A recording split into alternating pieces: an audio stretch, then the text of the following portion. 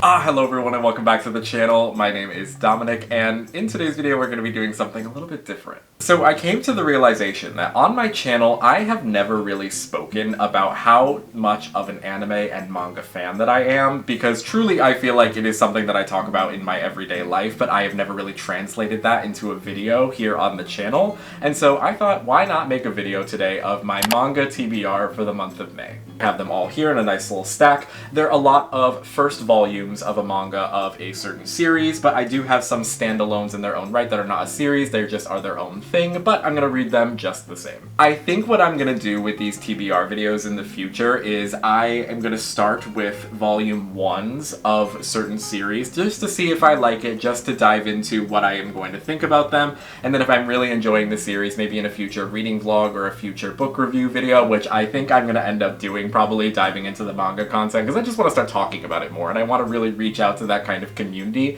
just so I have an excuse to talk about it more, really. So eventually down the line, I think I will start making review videos for stuff that I might enjoy, and who knows, in the future, maybe I will continue some of these series if I enjoy the first volumes enough. There is actually one in this pile that I completely already have a video written out for that I intend to do a review of it. But if you like manga, definitely let me know down in the comment section below, like and subscribe to the channel, because I definitely want to do a lot more stuff like this on the channel. I really feel like this is a part of myself that I would like to share with y'all and definitely reach this type of community, and it's something that I don't know why I really never made a video about it on the channel until now, but here we are, we're starting today. I'm really excited. I'm sorry, I'm like nerding out and geeking out. But I know y'all are here for the manga, so let's just dive on in. Let's just dive on in already. We're gonna start off with Banana Fish, which is our first title of the day that I will be talking about. This is a shoujo manga, and for those who aren't familiar, that means that it directly translates to 4 girls. It mainly centers around like romance and personal relationships, but that doesn't mean that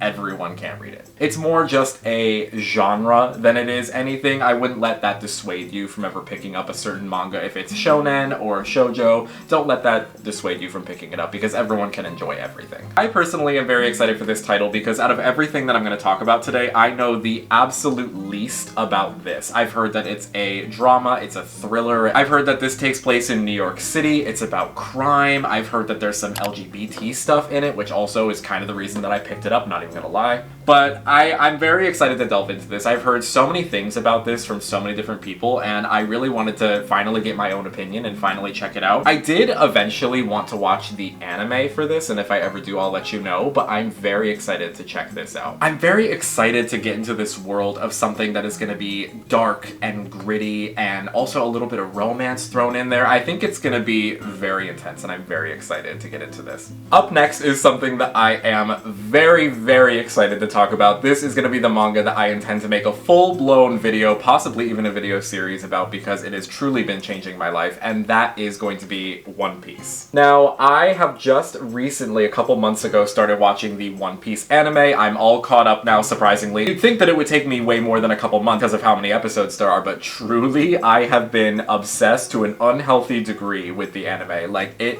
truly changed my life, and I probably will make a video about it at some point as well. I've heard that reading the manga is a completely different experience than watching the anime, and I'm already a huge fan of the anime, so I know I'm gonna love the manga. I already know what happens, so it would be less of a first impression series reading One Piece, but more of a super fan does an analysis of One Piece. I probably would do a lot of note-taking, a lot of deep dives, and just talking about the storyline and character arcs of things going on in the manga, and I would be very excited to do that. For those of you who, for any reason, would not be familiar with One Piece already, it is truly one of the best adventures you will ever go on in your entire life. It is all about pirates and achieving your dreams and achieving freedom and going and living your life to the best. It centers around Monkey D. Luffy, who eventually wants to be the king of the pirates in this great era of piracy after the king of the pirates, the former one, Gold Roger, said that he left his treasure and everything else that he achieved all in one place, and then challenges everyone in the world of pirates to go and find it. We follow Luffy along his adventure as he goes from island to island, gathering crewmates and allies and friendships, and we delve into so much along the way. It's silly, it's fun, it's adventurous, but also has so much heart, has so much personality,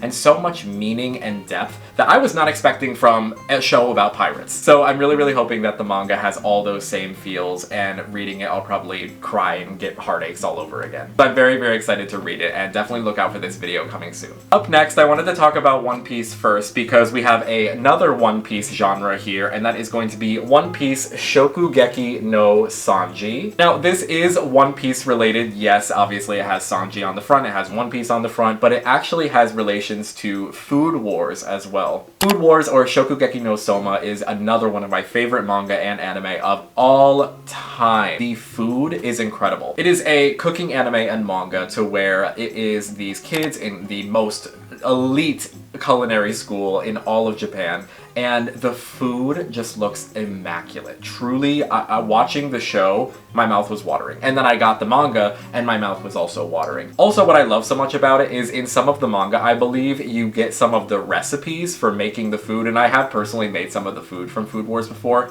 10 out of 10 recommend, it's incredible. So if you are a foodie, definitely check that out. Maybe I'll talk about Food Wars in a separate video at some point. But here we have One Piece Shokugeki no Sanji, which I'm very excited to read because it's going to be Sanji cooking, which is the chef of the Straw Hat Pirates, essentially in the same manner of cooking in Food Wars in a food battle, which I am so excited to see. I think this is the perfect collaboration, the perfect format for Sanji, and I think that he's gonna smoke any chef that he goes up against, and I cannot wait to see these two styles of manga that I love combined. Also, I better get a recipe out of this, that's all I'm asking. I better get some sort of recipe because I want to make anything that is in this book. Now, up next is a manga that I actually have had for quite some time, but never read it. I think I've considered it up to this point more of a collector's item or something that I've kind of just put on a shelf and never read, unfortunately, but now I finally want to get around to reading it, and that is going to be the manga for The Legend of Zelda Majora's Mask. Now, Majora's Mask is my favorite Zelda game. I love the dark atmosphere. I just think that Zelda really thrives in a dark environment. That's why stuff like Twilight Princess and Majora's Mask, in my opinion, are some of the best Zelda games. I just love when Nintendo's like not afraid to go there. I love when Nintendo steps out of their bounds a little bit and does like a darker kind of genre, and I think that this was such a success. So, Legend of Zelda Majora's Mask takes place after the events of Ocarina of Time, so if you're not familiar with that, I highly recommend that you check that out beforehand. And me being a Zelda nerd, of course I know what already happens then. I played the game 10,000 times, and I actually have read the manga for Ocarina of Time, so I definitely recommend you check that out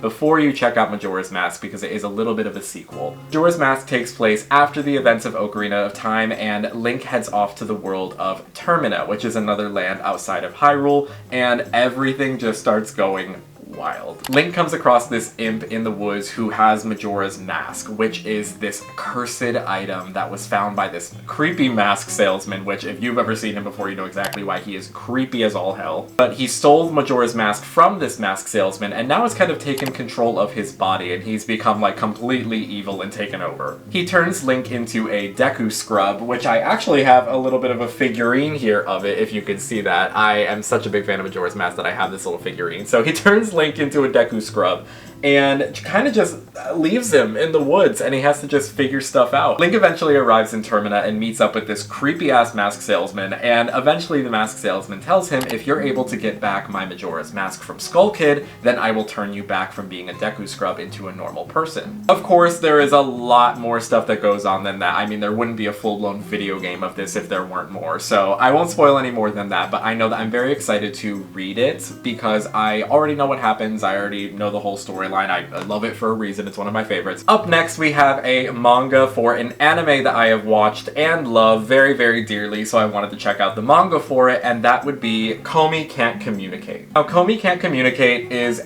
weirdly enough, a shonen manga, even though it centers around, like, school kids really just living their normal lives. Normally when you think of shonen, you think of the Naruto, the One Piece, the Bleach. You think of this grandiose adventure or someone trying to achieve a great goal. And honestly, I think that Komi Can't Communicate is doing exactly that, just in a little bit of a more regular setting. The plot of Komi Can't Communicate is we have Komi, who is one of our main protagonists, who is a very, very shy high school girl who has trouble expressing herself and speaking, and through the help of a new friend that she makes in Tadano, she really tries to figure out how to express herself and open up to others, and she has a goal and a great adventure that she sets out for herself of making over 100 friends. I just love the way that they kind of shape this as some great quest and adventure when it truly just is about social anxiety and learning how to open yourself up and learning how to become